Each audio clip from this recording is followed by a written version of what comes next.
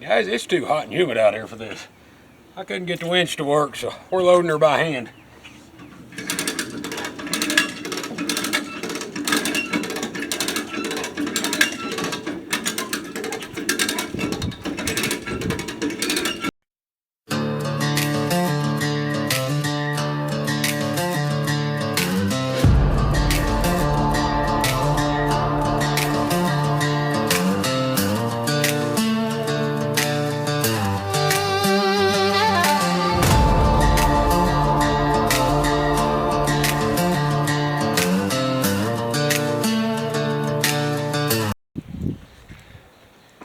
This should be, if all goes well, this should be our final pull.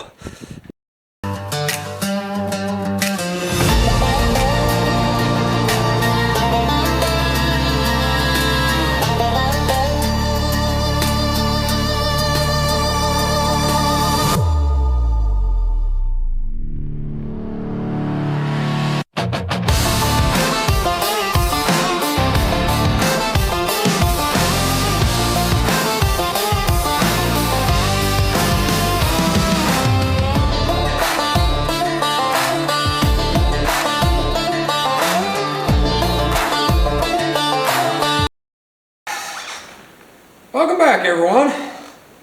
As you see from the previous clips, we just drug home a 1954 Farmall Cub. And it's got a Woods belly mower underneath it. And I've been trying to buy this tractor for 5 or 6 years now. The guy that had it, I've known him pretty near my whole life. And really nice guy. I bought a Farmall M from him, 1940 Model M. Back 5 or 6 years ago. And when I bought it, I tried to buy this tractor. And he kept telling me, no, I'm going to fix it up and use it. I'm going to fix it up and use it again. About every year, I'd go by and see, asking him about it. Well, they come by the shop the other day, said he was ready to, wanted to know if I was still buying tractors, said he was ready to sell it. So I went down and picked it up today. Looking at the battery, February of 2015 is the date on the battery, so I'm figuring probably about 10 years or so since it's been ran. Shouldn't take, I hope it won't take a whole lot to get it running again. And we're going to use it, mowing around the shop out here. There's some places that's just too hard to get into with that WD and the brush beater, or my M with the full type beater on it, either one. So I figured this would be a handy little tractor to have. I'll take y'all off stand and we'll have a little walk around of it. We may go ahead and start tinkering on it a little tonight. I don't know. I'm still pretty wore out after loading it.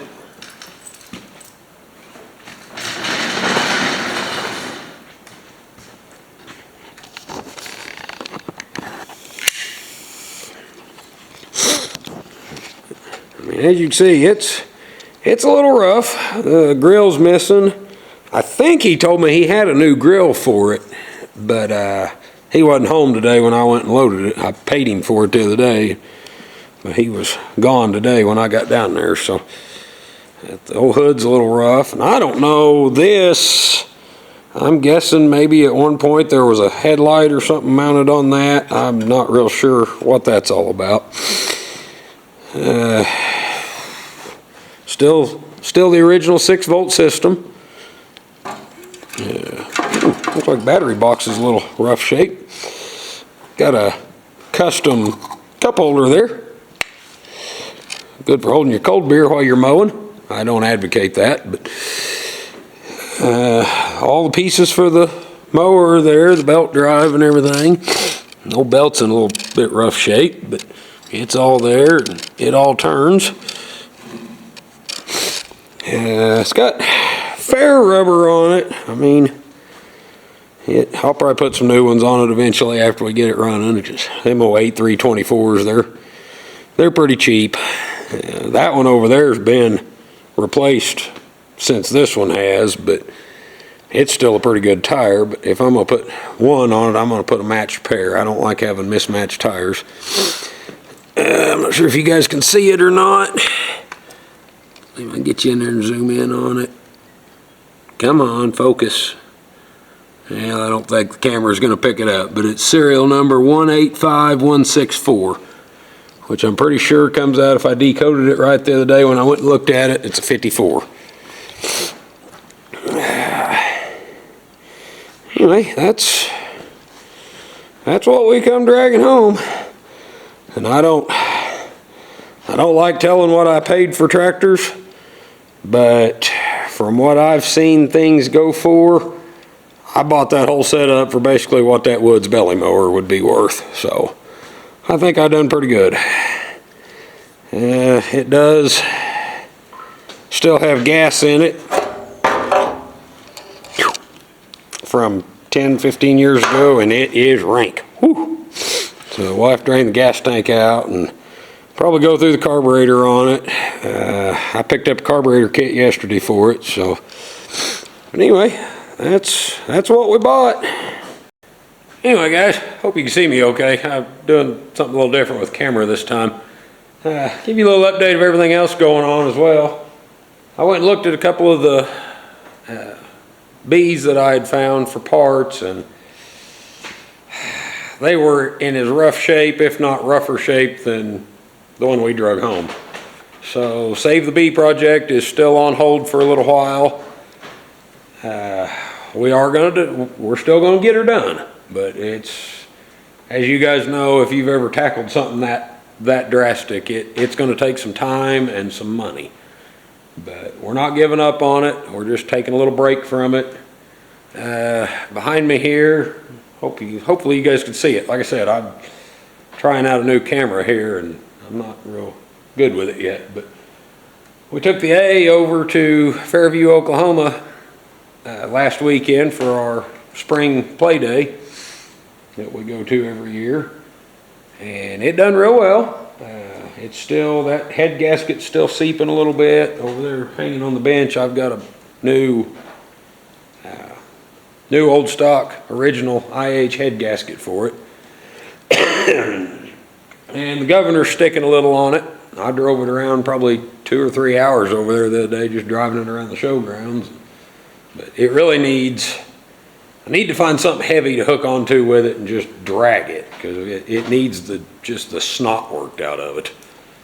But without a PTO or anything on it, I can't hook the brush beater up to it or mow with it or anything. So, and I don't have a plow or nothing to plow with out here.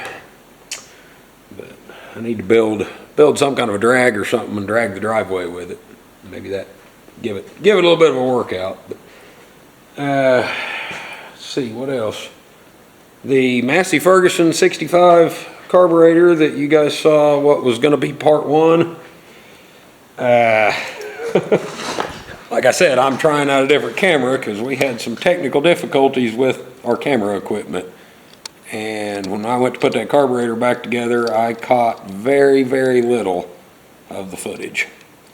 But I'll put a couple pictures down in here of the before and after. It is done. It's in the front seat of the pickup right now.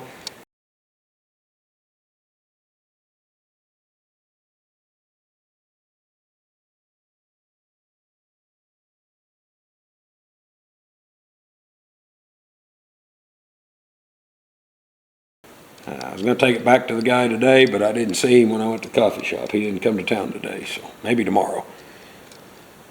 What else?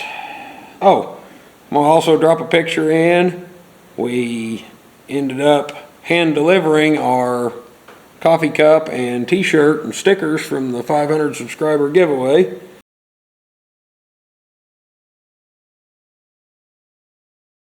And again, I want to congratulate Mike Barney on that. And if you guys are into old tractors and old John Deeres especially, go check out his channel. It's Papa B's Old Time Repair and Restoration. I'll drop a link to his channel down in the description. He's got a John Deere DI, Industrial D, right now that he's restoring, and it's a project too, but he's making progress on it. So give a shout out to Mike and want to congratulate him again. I mentioned a minute ago I bought a carburetor kit for this Cub, and I don't know if it's all the stores, just some of them, maybe it's just my local store, I don't know. But might be worth checking into for you guys. We went to Tractor Supply last night. We went into town and got some oil and antifreeze and carburetor cleaner, and just kind of the necessities we needed for out here at the shop. Consumables we go through quite a bit. And we stopped at Tractor Supply because I was going to see if they had a carburetor kit and a few other things for this Cub. And I walked in the store and walked down to where the tractor parts always are, and there wasn't any tractor parts there. They had a few oil filters, but it was all spin-on oil filters for newer John Deere and Caterpillar and Kubota and all kinds of stuff, where that stuff used to be. And I thought at first, well, okay, they just moved it. Walked down to the other end of the aisle, and they had all, and when I say all, I mean all of their vintage tractor stuff on clearance for about half price. And I dug through the whole pile of everything they had, and anything that was International Harvester related, I bought. I bought a set of spark plugs, which they were full price. The spark plugs were still down there with where the stuff usually was. But I got 2 sets of plug wires for half price. The carburetor kit for this Cub, normally they're like $40. I paid $19 for it. I bought 2 distributor caps for the IH distributors. New 6-volt coil just to have on hand for maybe this tractor, maybe for a spare. Don't know yet. Won't know till we tear into this. They had their Ford 8-in carburetors that they always stock. They had them marked way down. All their INT manuals, which I already had all of them for all the tractors that we own, so I didn't mess with that. But pretty well anything IH related, I bought them out. So if you guys are needing any parts like that, or even just stuff to keep on hand, you might check your local Tractor Supply, because like I said, I don't know if it's nationwide or just regional, or maybe it's just my store doing all the clearance. I don't know. If anybody knows, let me know down in the comments. I figure probably what they're doing is they're going to just start, I don't think they'll quit selling all that stuff, but they're just kind of doing away with selling it in store and have it where you order it online, and either they'll ship it to the store or ship it to your house. And that frees up shelf space in store for other things that they could probably sell more of, is what I figure they're doing. But maybe not. Maybe they're getting out of the business completely. I don't know. Like I said, if anybody knows, let me know down in the comments. Yeah, that's about all I can think of right now of what's been going on around here. Next weekend is the Pawnee Steam and Gas Engine Show in Pawnee, Oklahoma. We try to go to that every year. That's one reason I hadn't started on the A back here yet. I was going to start this last week after we got back from Fairview. I was going to pull the head off and change that head gasket out. And I need to put the front cover's leaking oil on it a little bit too. I need to fix that. And I was going to go ahead and pull that governor apart and clean it up, maybe put new bushings and everything in it. But I didn't want to tear into it yet because it runs good. I mean, there's nothing keeping it from running. And I'm thinking about probably, if I go to Pawnee this year, if everything goes as planned, I'm going to be there. I'm thinking about loading it up and taking it to the show. And I've got a bunch of parts and stuff I need to load up and take over there. So if any of you guys watching this, if you're going to be in Pawnee at the Steam and Gas Show next weekend, come find me. Say hi. Courtney's not going this year. We're still dropping calves on the ground, and we've also got 3 little orphaned bottle babies that we're raising for another lady here locally. They're at the house right now, but they get fed 3 to 4 times a day, a bottle, and so she doesn't have time really to take off and go somewhere right now. But like I said, unless something drastically changes, I'll be there. So if y'all are there, stop by, say hi. And other than that, I I really can't think of anything else that's been going on. So, oh, yes, I can too. This Cub isn't the only thing we bought this week. The Cub is staying. We're going to fix it up and use it. But I also opened up my mouth the other day, and I was trying to help a lady out, trying to keep her from actually losing money on the deal, and I probably did. But she had a 1952 Super M that was her dad's, and she was wanting to take it to the auction that happened this morning, and she wanted me to go down there and get it running. And she wanted to put a battery in it. She was going to buy a battery for it, have me go down there and get it running. Of course, we were going to do it through the shop where I work, so it was not going to be just a cheap deal. But I went down there and looked at it, and I messed with it a little bit, and I put the hand crank on it, and I turned it over by hand, and you could turn it about a half a revolution and it would stop. You could roll it backwards, turn it about a half revolution, it would stop. So I'm not sure if it's stuck valve or if there's some liquid in the cylinder. I don't know yet. I haven't tore into it. But I was looking at that, and I'm sitting there thinking, because I've went to 2 or 3 auctions here in the last few months that had some old antique tractors, and they were, special tractor auctions. They weren't just a consignment sale. And the market on them around here at auction has just kind of bottomed out. And so I got a hold of her, I got a hold of the guy that was kind of the middleman between us. And I told him, I said, I'll do whatever she wants to do. And if she wants to buy a battery and put a battery in it and pay so much to get it running, I mean, that's what we'll do. But I'm afraid that she's going to put $400, $500, $600, maybe more into this battery and labor to get this thing running. And we're going to take it up there to the auction Saturday, and it's going to bring $400 or $500. It may bring more, it may bring less. I said, so if she's wanting to get rid of it, I'll give her, and I made an offer on it, what I'd give her for it as it set. And she accepted my offer, so it'll be coming home sometime. I don't know when. It's really not hurting anything where it's sitting right now. It's, of course, in typical M fashion, it is too wide to go on my trailer. We'll probably have to jack it up, turn one wheel around like we did this M behind me back here, and to be able to get it on the trailer and get it out here. But that one is probably not going to stay. I don't need another tractor that big. I've already got this M back here, and I'm kind of partial to it. Still need to find a carburetor for it. We've got the water pump and everything back on it. It's ready to go. All we need is a carburetor for it, and it would be up and running again.